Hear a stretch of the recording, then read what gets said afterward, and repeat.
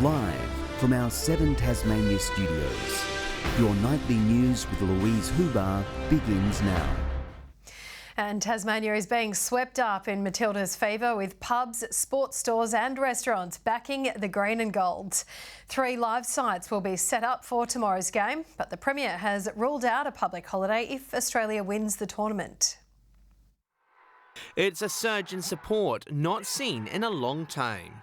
Hobart's World Cup live site is moved from a food court to Parliament Lawns to the larger PW1 forecourt tomorrow, while Devonport's Market Square and Utah Stadium will also show the big game. This community was looking and asking the council, what are we doing? Where can we go? How can we create the supports? The Matildas' journey taking the country by storm. The general public and politicians caught up in the fever. This is a phenomenon. This is something that's beyond sport. We are 100% behind the Matildas. They have been inspiration to people right across our wonderful country. But there'll be no day off in Tasmania if the Matildas win. When it comes to a public holiday, should they win, we do not support that. It's a far cry from Bob Hawke. Any boss who sacks anyone for not turning up today is a bum. And an own goal in the Rockcliffe household, according to the Premier's Facebook post. But he says a holiday for the potential victory would be a guaranteed loss for small businesses. A small business cannot afford a public holiday. Costs are going up, and the last thing we need to have is an entire day of lost productivity and wages paid. Some, though, are scoring big wins. This Launceston sports store struggling to keep up with demand. The stock came in at 9:30 and 9:45 it was gone. We have got more on order that's being expressed tonight. Hobart's Telegraph Hotel expecting a grand final day type crowd. Last couple of weeks have been pretty crazy with the World Cup on, so expecting it to be pretty big. Cataract on Patterson getting creative, developing a Matildas-inspired dessert and cocktail. Profits going to Launceston United's junior program. And I think we don't get to be a part of history often, and we are all a part of it now. It's so awesome to see role models out there just killing it. It just shows that women can do things and like how powerful they are. John Hunt, 7 Tasmania News.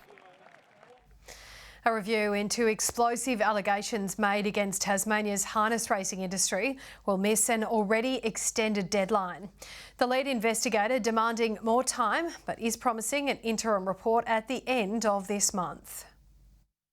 It's been more than 4 months since the gates opened on the Murray review into harness racing, but it's unclear how long's left to run. Mr Murray wrote to the Premier yesterday to provide an update on his work and to request an extension with regards to terms of reference 1 and 2. On August 31, nationally respected steward Ray Murray will report on allegations made against the Yole stables. It will examine animal welfare conditions there and the Office of Racing Integrity's responses to allegations of team driving. But he wants more time to investigate potential team driving itself.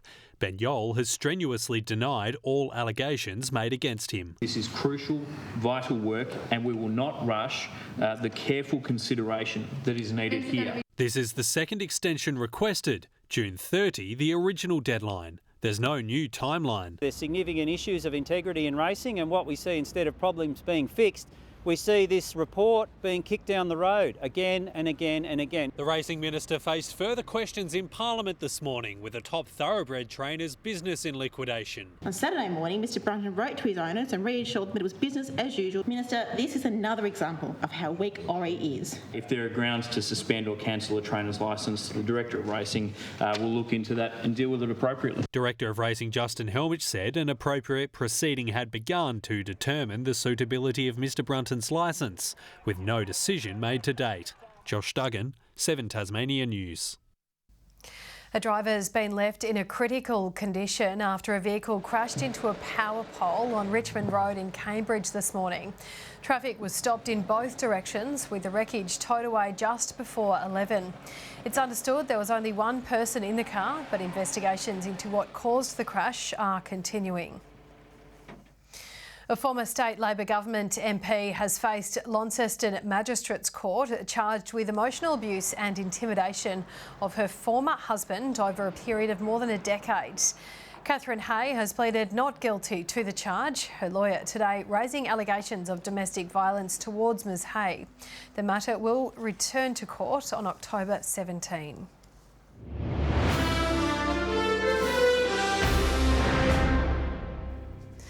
State Labor is asking why $800,000 promised to the embattled Avery Mine hasn't been provided. The state government approved an emergency relief package, including payroll relief, to support the business. Do you understand the company needs support in the next few days, not months, if it's going to stay afloat and save the jobs of its 200 workers? The grant of this funding was subject to prudent terms and conditions that can no longer be met. The Avery Mine was contacted for comment. Last week, a takeover offer from Hartree, the company's biggest shareholder, was rejected. The company behind the Kangaroo Bay Hotel proposal is turning to the state government in hopes of seeing building works get underway sooner. It follows 6 years of planning and setbacks, including the Clarence Council's vote to buy back the land. A potential step forward for a proposed major tourism attraction. This is the only effective mechanism for us to lodge an application for the hotel to be considered and then built. Building company Shambroad has turned to the state's planning minister, hoping to declare the Kangaroo Bay Hotel as a major project. The company says this could provide a fair and impartial assessment after Clarence City Council voted to reobtain the land. We want to do the development. We have been here. We've spent nearly $14 million to date trying to get up the project proposal. We've completed all the necessary planning requirements. Shambroad and council remain in litigation over the saga, both sides standing firm. On the 20th of March, council, by overwhelming majority of 10-2, decided that we would buy that land back in accordance with the original sale and development agreement, and that's what we will do. The company purchased the land 6 years ago, boasting a 155-room hotel, complete with a restaurant as well as entertainment and meeting spaces. But so far, the empty space remains undeveloped. 6 years, 3 extensions. Clarence City Council has gone over and above. To be fair to Shambroad, over and above. The state government now has 6 weeks to declare the project major. It's then up to an independent expert panel appointed by the Tasmanian Planning Council to give the project the green light. A move also used for large-scale complex projects, including the Bridgewater Bridge project. Ruby Cairns, 7 Tasmania News.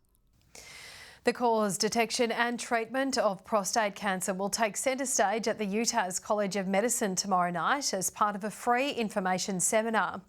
3 Tasmanians will be on an expert panel exploring the very latest cancer research. Donors can come along, people who have had prostate cancer can come along, my fellow peers in the science community can also come along, so it's open to anyone. The event gets underway at 6 o'clock. Tasmania's tourism industry is turning to high-tech help in its quest to reduce carbon emissions. The nation-leading push is part of the sector's long-term strategy, positioning our state as a top destination for climate-conscious travel. They're the Tasmanian mines helping tourism businesses make sense of their carbon footprint without costing them too many dollars. Carbon accounting can seem quite overwhelming, but in many ways it's like financial accounting. Jessica Richmond's program helps companies track their emissions and make better decisions to reduce them. Accounting alone isn't going to get you the reduction, but it is key to understand whether that reduction is taking place.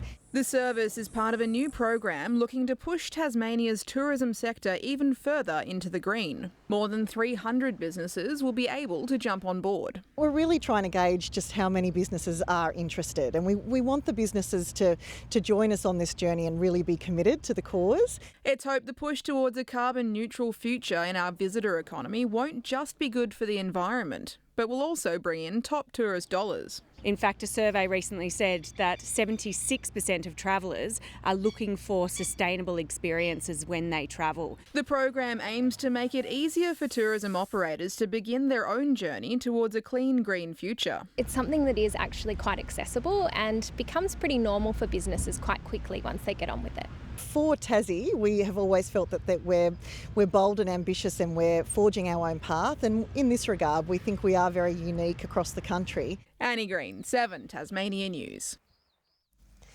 The drive-in cinema experience is set to return to Hobart this weekend. Cinema Under the Stars will take place at the Regatta Grounds on Friday, Saturday and Sunday nights. Family-friendly classics The Princess Bride, Happy Feet and E.T. will be played on the big screen. It's manageable. A lot of the old-time cinemas across the country, they have overheads. It's really hard to run, but this is a pop-up event. We can get people on site, on and off. Admission is free, but capacity is limited to 300 cars and will be allocated on a first-in, first-serve basis.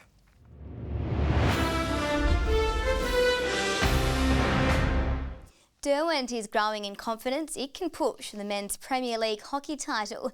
Their late-season purple patch continued over the weekend, defeating ladder leaders University. Sitting fourth on the table, the State Club Cup champions are feeling good about how they're playing. Anytime you win a final, it's a positive thing. We've just been building consistently since that game, and we want to peak at the right time of year, and I think we're doing everything in our power to make sure that happens. In the women's, University are still dreaming of finals despite a shock draw with last place Derwent. A defeat to Canterbury this weekend would end their season. We know if we win this week, our season's very much alive in terms of playing finals. So, yeah, we're fully focused on playing our best hockey this week. That match will be played on Saturday afternoon at 1:30. And some of the state's brightest cricket stars have dropped in on students at Perth Primary School, hoping to get more children excited about the sport. Tasmanian Tigers and Hobart Hurricanes players will be visiting 30 schools across the state as part of this week's Cricket Blitz, reaching nearly 4,000 children. I think it's growing both in the male and the female programs, but it's just exciting to see so many kids out and about running around enjoying themselves. For Tigers fast bowler Sam Rainbird, the younger children start playing, I bought my the daughter better. a cricket bat the other day. She's only one, so we'll see how that goes. She's starting to swing that around. The season kicks off in the north this year with both the women's and men's Hurricanes starting their campaigns at Utah's stadium. Just great to see, Lou, and I'm sure there's some young cricketers eagerly awaiting their visit next. Good evening. Well, after some very low numbers overnight, Hobart and Launceston managed to reach 13 today. Devonport 12 and 14, the top in Burnie. Lyawini and Ouse bottomed out at -5 as Jack Frost took over this morning. St Helens, Grove, Ouse, Strawn and King Island all 13. Flinders Island and Low Head 12 degrees. Clear conditions today over the north and east. Some cloud over western and southern Tasmania, but no significant rainfall. A frontal cloud band lies south of WA with cloud along a trough through central Australia, heavier cloud over southeast Queensland. Tomorrow the high moves over eastern New South Wales, pushing a northwesterly airstream our way as the front to the west looms. Yes, northwesterlies tomorrow as strong as 20 to 30 knots over the west and south with a 3.5 metre swell. So with that, a strong wind warning from southeast Cape up the west coast to Stanley, and of course a frost warning again for the usual suspects tomorrow. In fact, severe frosts are forecast for parts of the Midlands and Upper Derwent Valley. Hobart tomorrow, a high of 15. 1 overnight for Geeveston, 15 the top, and 13 for Bothwell after a frosty start. Launceston 1 to 13 the temperature range, early frost, a cloudy afternoon. Devonport the same, and a top of 12 for Cressy. Burnie expecting 12 as well, a possible shower there. Strawn a shower or two for you, and 14, and 13 for Curry on King Island. St Helens partly cloudy and 14, 15 the top for Swansea and Orford. On Thursday, showers over the west extending statewide in the morning. Showers again on Friday, more frequent over the west and north. Snow to 700 metres. And looking forward to the weekend, which of course we all do, we see conditions clearing to be fine and partly cloudy. A shower though over the west. Showers clearing from Perth tomorrow but developing in Adelaide. A sunny 16 degrees forecast for Melbourne. Showers easing from Sydney and will clear completely before the World Cup semi. Partly cloudy in Brisbane and 23. Fine and clear for Hobart at 7 at the moment, 7 in Launceston. Right now it's 9 in Devonport. Now I know you don't normally only work a couple of days a week, Louise, so you're probably not the right person to talk to about this, but this public holiday stuff if the Matildas win the World Cup. Yes, they should get the day off if they win, but I don't know why the rest of us deserve it. Well, what are your thoughts? I'm not sure. I think it's a bit rich from you, Murph. You gallivant all around the world for half the year, so we'll speak for the rest of us. Thank you for that. That's all your news for now. I will be back later on with updates. Thanks for joining us tonight. Have a lovely evening. Good night.